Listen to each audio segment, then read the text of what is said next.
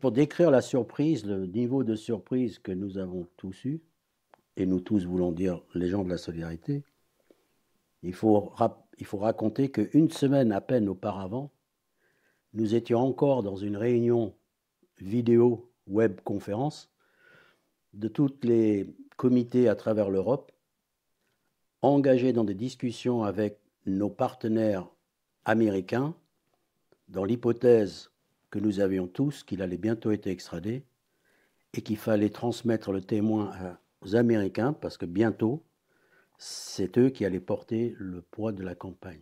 Il allait être extradé et il risquait très gros. Et il risquait 175 ans de prison dans un trou noir dans les supermax américains. Lors de cette réunion qui s'est déroulée quelques jours avant l'annonce de sa libération, il y avait une personne qui avait été dévouée, nous avait été confiée, une assistante de Jeremy Corbyn, qui était affectée à temps plein pour coordonner la solidarité aux États-Unis, qui était en train de planifier son déménagement vers Washington. C'est quelqu'un donc qui était très proche de la solidarité avec Assange et qui semblait être, elle aussi, dans l'ignorance la plus totale. Donc quand je dis que ça nous est tombé sur le coin de la tête, ça nous est vraiment tombé sur le coin de la tête. Alors, réaction, la mienne, un mélange de joie, évidemment, et de perplexité. Je titre un peu dans l'humour, mais il y avait du vrai là-dedans. J'ai dit que j'ai fait une dépression postpartum. C'est la meilleure description que j'ai trouvée pour expliquer ce qui se passait. C'était ton combat depuis 5 ans et tout d'un coup, et tout d'un coup, et puis il y a cette sensation que quelque chose nous avait échappé. Et qui, d'ailleurs, je l'ai toujours, cette sensation qu'il y a quelque chose qui nous a échappé. C'est pas clair, la libération? Écoute, je trouve que c'est pas clair. Il y a plusieurs aspects qui me troublent. D'abord, la vitesse avec laquelle ça s'est fait. Le scénario qu'on a reconstitué, c'est que l'accord a été signé un dimanche entre Julian Assange et le département de justice américain, que le lundi qui a suivi a été passé à trouver un transporteur privé, parce que l'accord stipulait qu'il devait être transporté par un avion privé et pas prendre un avion de ligne. Et mardi, il est sorti de la prison. Il a pris un avion privé, donc destination d'abord Bangkok pour une escale, et nous étions déjà des milliers à suivre le vol de l'avion sur les sites qui permettent de... en disant que c'est pas possible, il va se passer quelque chose, l'avion va être détourné, c'est un piège. Il va faire demi-tour et partir vers les États, va savoir quoi. De Bangkok, il est parti ensuite aux îles Mariannes, qui appartiennent aux États-Unis, un territoire des États-Unis. Alors certains ont dit a posteriori que c'est le seul île que les Américains ont trouvé où il y avait à la fois un juge fédéral et pas de bureau de la CIA.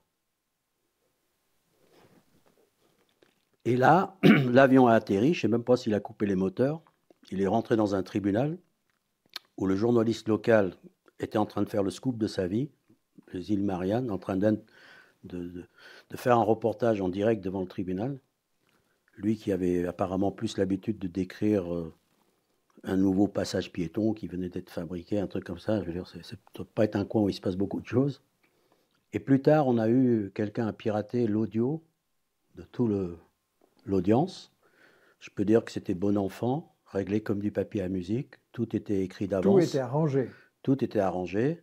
Du coup, ta surprise, on s'attendait à ce que les États-Unis allaient vraiment le prendre, l'enfermer à Guantanamo, lui terminer sa vie, et tout d'un coup, il est libre. Et je voudrais insister. Pourquoi il a été libéré, ou plutôt, qui l'a libéré et contre qui? Alors, je n'ai pas de réponse. C'est ça qui est un peu frustrant. D'abord, la question que je me pose, c'est pourquoi ça a été organisé comme une opération commando. Pour moi, c'est l'équivalent d'une opération commando. Lundi, on trouve l'avion, mardi, tu pars. Oui, je comprends bien, mais qui aux États-Unis a décidé de le libérer?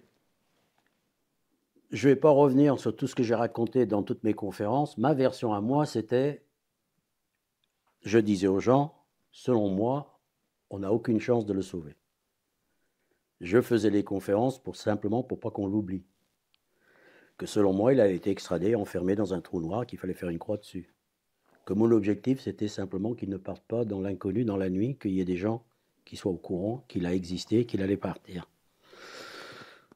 Mais, je rajoutais, on sentait quand même que ça tenait à pas grand-chose. Quand on a l'oreille collée au sol, quand on suit une affaire, il y a des choses qu'on sent. Et une des choses qu'on pressentait, alors c'est facile à dire a posteriori, mais bon, c'est qu'il y avait des forces au sein de l'administration américaine qui étaient en conflit sur cette affaire, qui avaient des pour et des contre. Il y a des gens qui voulaient sa peau, littéralement, et il y a des gens qui pensaient que c'était allé trop loin et que ça portait plus préjudice aux États-Unis et que ça pouvait être encore pire si l'affaire était importée aux États-Unis, que d'un seul coup la presse américaine se réveillait en disant voilà une affaire de liberté de la presse, voilà un journaliste qui est attaqué par une loi sur l'espionnage, une première dans l'histoire des États-Unis. Ça pouvait devenir chaud. Le déballage aurait fait du tort. Si déballage il y a eu. On savait que, par exemple, des avocats, les plus grands avocats américains, s'étaient déjà constitués en pool pour dire qu'ils allaient défendre Assange. On savait que les plus grands podcasteurs américains, conservateurs comme progressistes, dans la perspective de son extradition, étaient déjà en train d'annoncer qu'ils allaient en parler, que c'était un scandale.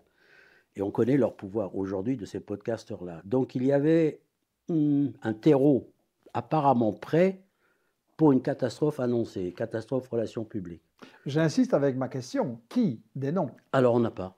On ne sait pas. Biden, il était en campagne électorale. Il avait quand même un petit Alors, peu c'est le département à de décider. justice qui a signé l'accord, donc forcément, c'est venu de très haut. Qui a été le facteur déterminant? Ça reste à écrire. J'ai aucun nom, j'ai aucune idée de qui a pu faire ça. Mais je reste sur cette idée qu'une partie de l'administration américaine, d'où l'organisation d'une opération commando, l'a fait, a réalisé cette opération contre une autre partie de l'administration américaine le plus vite possible pour pas qu'ils puissent le saboter. D'où le choix des îles Mariannes, parce qu'il fallait voir les tweets furibardes le lendemain qui ont été publiés par des néoconservateurs, notamment de Mike Pompeo, c'est un scandale, comment ça a pu se faire, etc., etc.